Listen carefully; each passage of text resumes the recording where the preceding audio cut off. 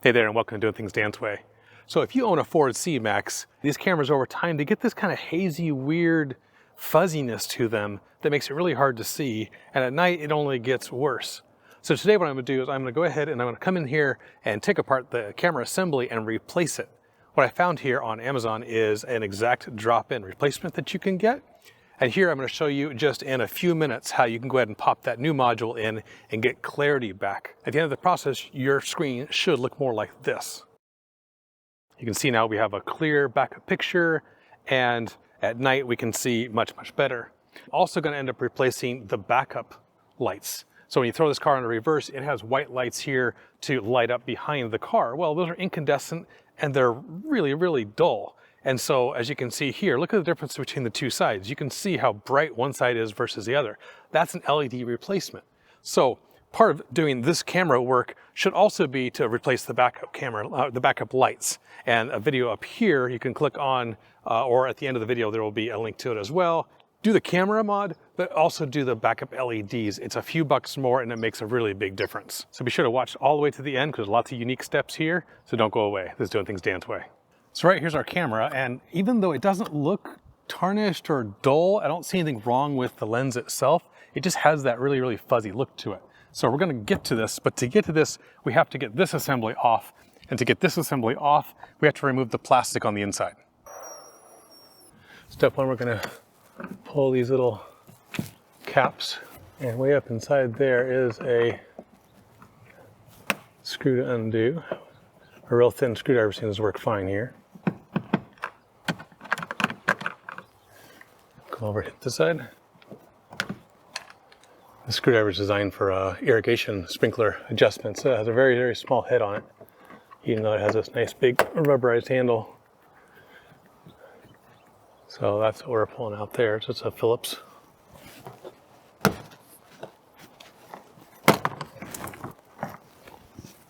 Okay, so up here there's a whole series of clips all the way around the perimeter of this piece that we need to pull off.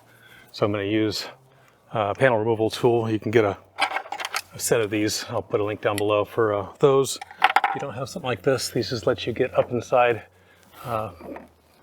carefully without scratching things. So kind of work your way around till you find a spot where it's kind of easy to pull in. And then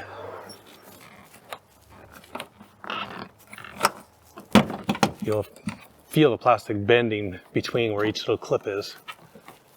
So this is the first time I've done this. You get an idea how hard the pop is.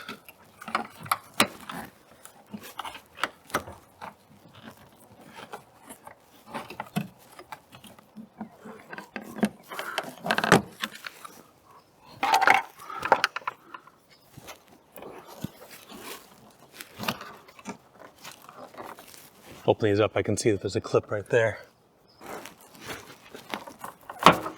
Go.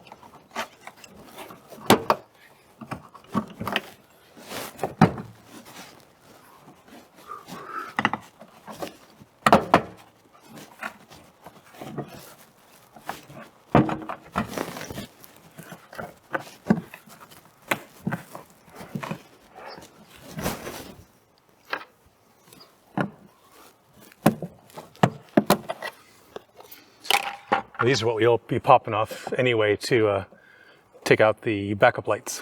So, okay, that was free.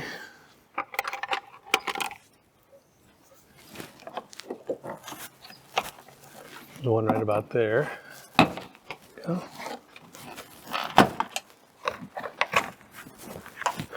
Now ultimately this button is attached, so if I do get it free, I need to be real careful how I pull on it, so I don't yank anything completely off.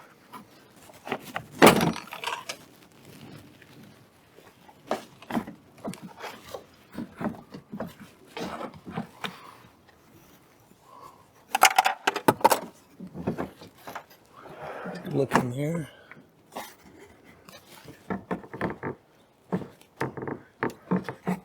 So you can see that. Okay, I've removed that connector, which was this button.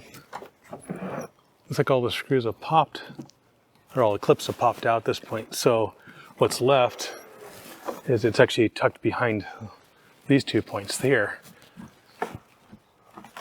So it looks like these are attached together.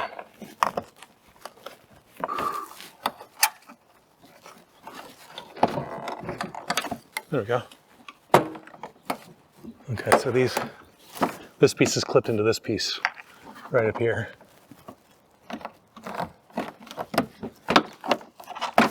There we go. So it'd been better to unclip this before I did all the rest of it.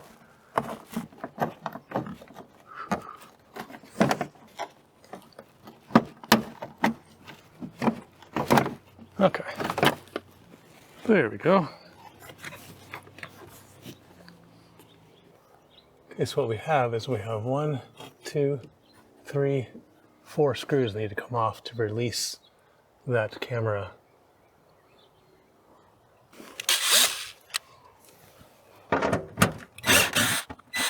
Not too surprising, these are all 10 millimeters. Make sure you're not pushing up. You want to let this the nut come off this direction, so otherwise you're bending the assembly. Let's see, before I take off that last screw, this seems to be the only connect going that direction, so I'm going to remove this connector right here and push. Okay, now the whole assembly should come out easily enough once I get this last screw out.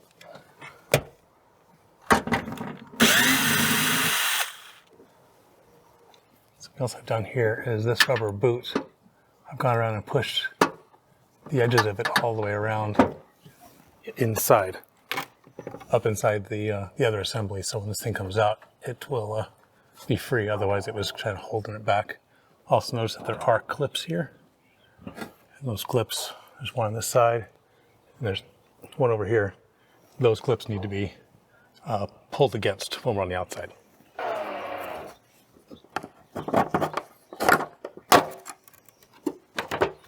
Okay, there's one side.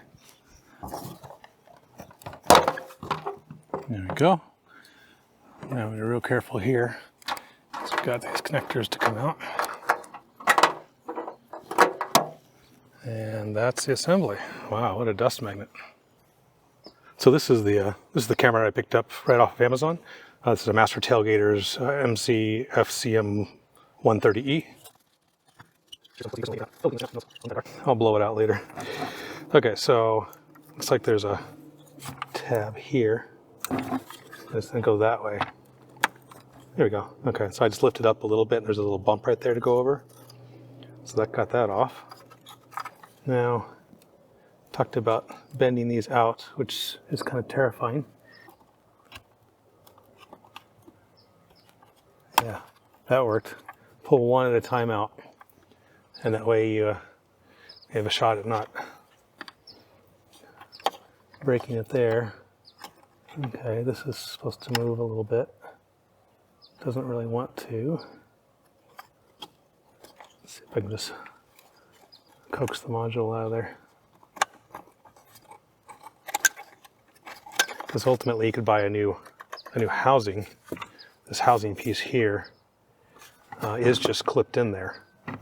In fact, if those clips weren't mounted the way they are, you could actually have gotten to this from the outside, which would have been really nice, in all honesty. Okay, so there's our camera. And even though the outside looks really dirty, the lens itself just doesn't look fuzzed over like I was expecting to see. That looks to be very equivalent. You know, I'm going to go clean this up. Give me 1 second here. Blowing it out did almost nothing, but wiping it with a rag got at least a bunch of the loose debris off. Okay, so now I'm just going to carefully feed this new camera in down that hole. Make sure it's went in really nicely and easily.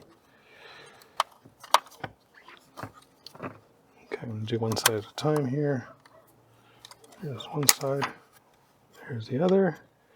I guess I'll try to find a link to it, but I would buy another one of these, because if these tabs break off, you gotta wait for a whole other process. And this is just gonna deteriorate over time anyway. And it looks like just these two tabs, it'll pop right out of here. So why not just replace it?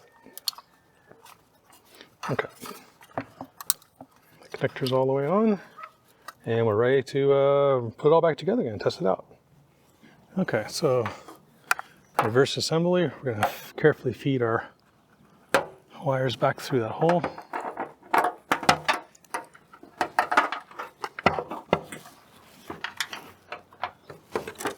And we'll line up the pins and the clips.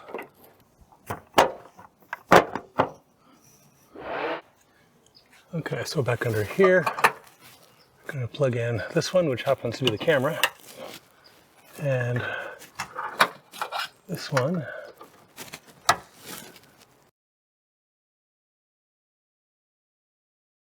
So yeah, maybe while you have this out, I'll put a link down below, and I'll probably make a separate video anyway for replacing all the LEDs in the back. But grabbing those the lights for your license plate and replacing them with either bulbs or LEDs while you have this apart would probably be really, really smart. Okay, so now we're just gonna put those 4 screws back in. I like using this wimpy screw because I'm much less likely to strip things. And when it locks up, you can just kind of manually give it that last little twist on your own. The tool isn't gonna overpower the bit. These screws are tight, we can go ahead and put the back cover back on.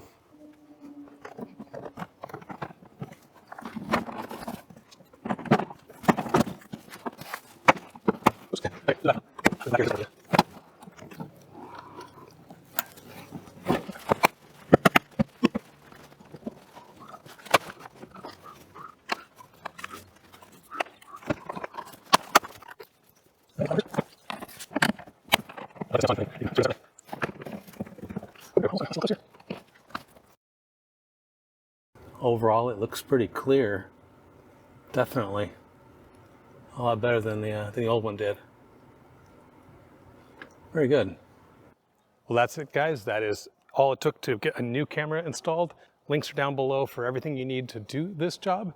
And if you want to see more content like this, besides smashing on my face to subscribe to see new content as it comes out, because I'm going to record everything I do in this car, and I'm replacing the battery next. So hit up here videos for just a playlist for all the C-Max stuff and other videos. And until next time, guys, be blessed.